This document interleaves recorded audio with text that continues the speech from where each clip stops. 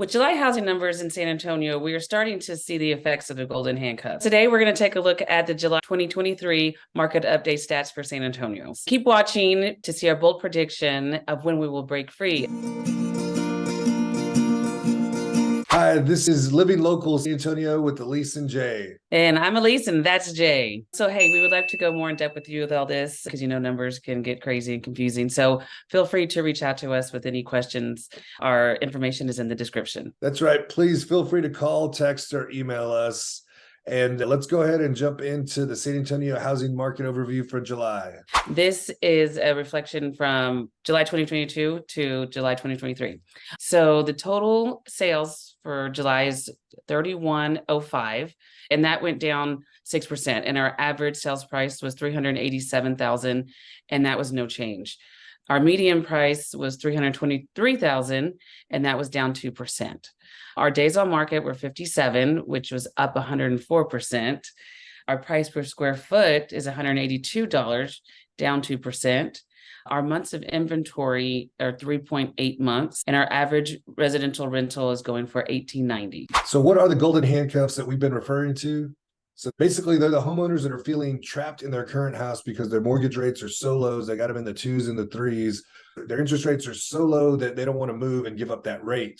So these are people that otherwise, without that rate, they would be moving. They'd be out of these historically low rates, and they'd be putting their houses on the market, which in turn would create more inventory and more overall sales and more new listings. And all this, like by itself, this wouldn't be enough to solve our low inventory problems. But it sure wouldn't hurt. It would be a great start. And according to Realtor.com survey, nearly 82% of homeowners feel locked in by their existing low rate mortgage. And that's on a national level, but we're definitely starting to see that in San Antonio as well. So locally, the number of listings, which are the houses that go on the market for sale, those are down significantly.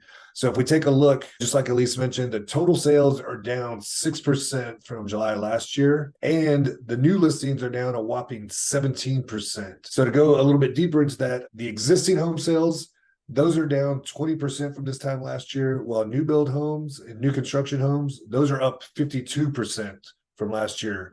So all that information is showing us that people that already own their home, they're in those existing houses, right? They're staying put. And that makes the new construction home the easiest place for a would-be home buyer to go. And you can see that by the amount of new home sales that are really taking off. So Alyse, what are you seeing in the market in regards to home sellers, like maybe actual anecdotes? Well, actually, it just happened to me. Put a house on the market. We went under contract day one. A few days later, the buyers got cold feet.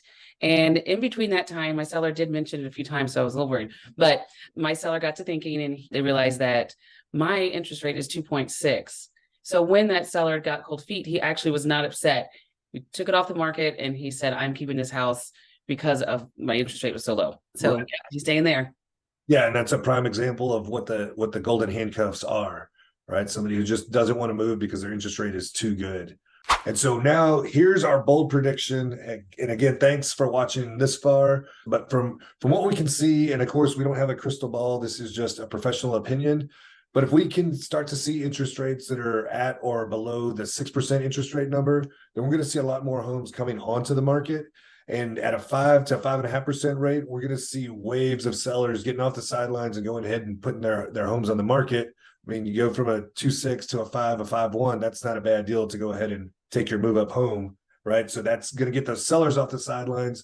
But then I think we're going to see a tsunami of first-time home buyers, especially with the millennials hitting their prime first-time home buying age. And that's going to bring them into the pool right now. They're kind of also waiting on the sidelines because interest rates are so high. So I think that'll bring them in too. So we'll start to see a lot of activity, a lot more listings, and a lot of buyers to come in and snatch up those listings. Yep. And this is definitely a time when real estate's local. So being a expert in the local market is super important. So if you would like to know more about your neighborhood, please feel free to contact us. Like I said, our information is in the description. Yeah, you can call us, text us, or email us. And again, thanks for watching. And as we like to say, keep Austin weird. Keep San Antonio cool.